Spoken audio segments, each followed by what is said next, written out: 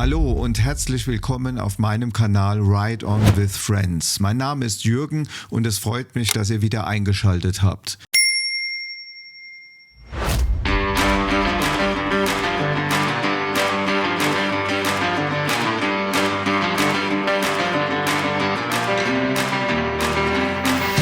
Hier steht sie nun, die nagelneue Vogue DS900X oder wie die Chinesen sagen, Wuchi.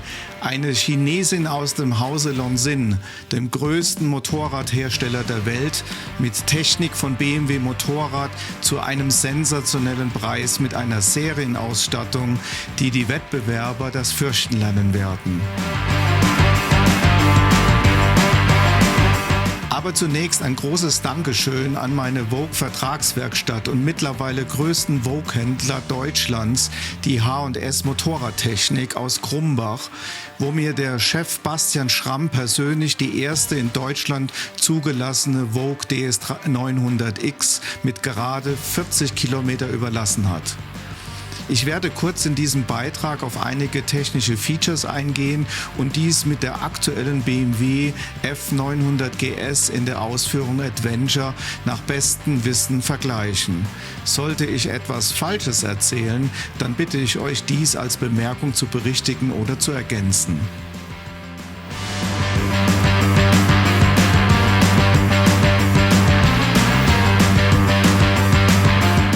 Würde ich sagen, steigen wir in den Vergleich der beiden Maschinen ein. Hier die technischen Features bzw. Ausstattungsmerkmale der Vogue 900 und der F900.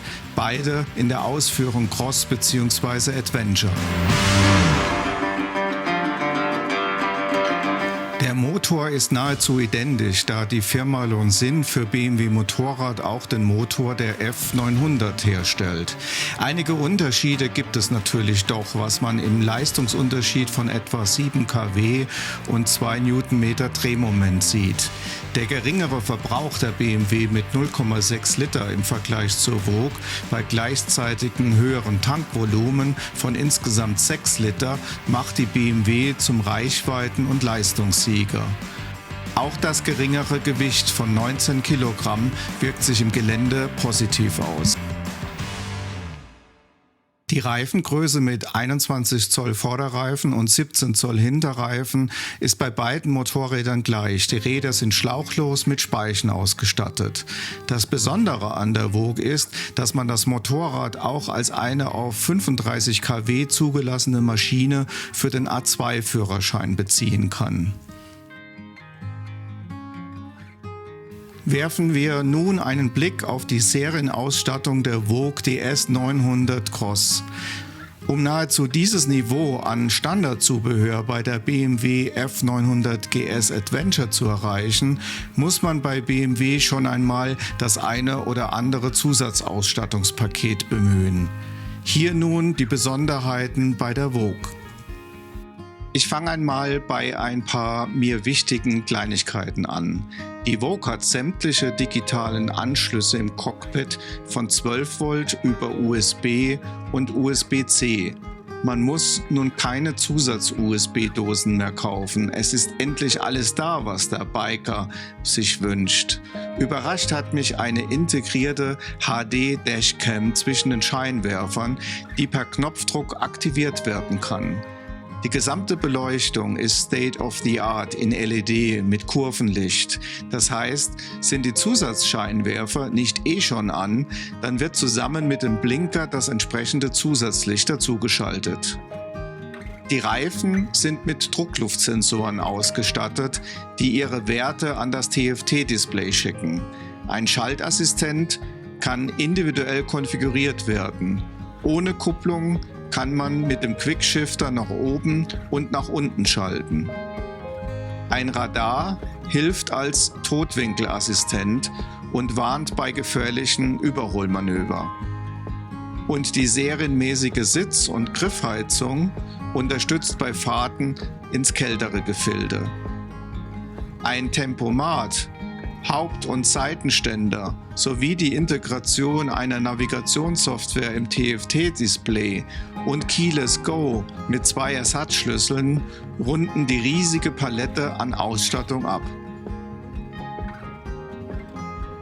Und wenn man nun einen Blick auf den Preis wirft, dann kommt man selbst als eingefleischter BMW GS-Fahrer trotz fehlendem Kurven-ABS in Versuchung. Die Vogue kostet fast die Hälfte zu einer vergleichbar ausgestatteten BMW F900 GS Adventure. Aber jetzt schwinge ich mich mal auf das Motorrad und fahre die ersten Testkilometer.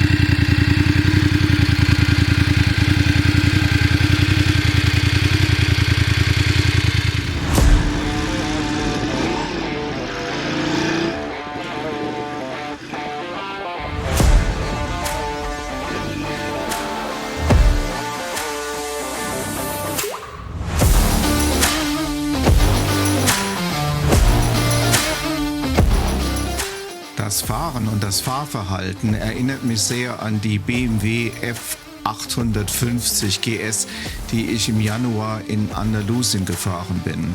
Die Vogue fährt genauso leicht und agil in die Kurven, ohne nennenswerte Eingriffe des Fahrers. Einfach ein Traum. Aber speziell im unteren Drehzahlbereich bockt sie beim Fahren so zwischen 30 und 40 km/h im zweiten Gang, was gerade im Gelände oder im Stadtverkehr bei Stop and Go nervig sein kann. Die Gasannahme ist sehr unruhig. Der Motor wartet darauf, dass man am Gas hängt und über 3000 Umdrehungen kommt. Auf der Landstraße, wo man entsprechende Drehzahlen erreicht, macht es wieder Spaß, denn da entwickelt sich die Fahrdynamik und lässt einem wieder das Grinsen unter dem Helm hervorlocken.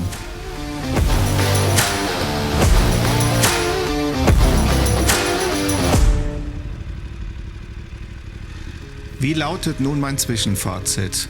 Die Vogue DS 900X ist mit allem, was das Bikerherz begehrt, standardmäßig in der Serie im Gegensatz zur BMW zu einem sensationellen Preis unter 10.000 € ausgestattet. Sie liefert ein erstaunliches Preis-Leistungs-Verhältnis bei Top-Qualität.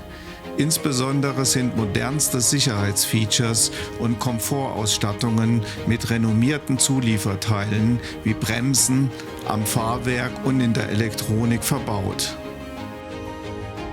Also kein typisches China-Bike, sondern ein Motorrad mit hohem Qualitätsstandard. Der Motor entspricht fast der F900, lässt sich aber für Fahranfänger mit A2-Führerschein drosseln. Und das Design ist sehr ansprechend. Die Frage, wie die Maschine konkret sich im Gelände bewegt, gilt es noch demnächst zu testen. Es gilt auch abzuwarten, ob die etwas bockige Gasannahme im unteren Drehzahlbereich durch ein Software-Update der Steuerung verbessert werden kann. Ich meine, dass kein Motorradfahrer aufgrund der Ausstattung und des Preises an dieser Maschine vorbeigehen sollte, wenn eventuell auch eine F900 GS interessant ist. Übrigens sind die Wartungsintervalle die gleichen, die Preise jedoch nicht. Ja, das war es schon. Ich hoffe, dass es dir gefallen hat und wenn ja, dann Daumen hoch und abonniere kostenlos den Kanal. Mich freut's und du verpasst keine Folge mehr. Bis zum nächsten Mal, euer Jürgen.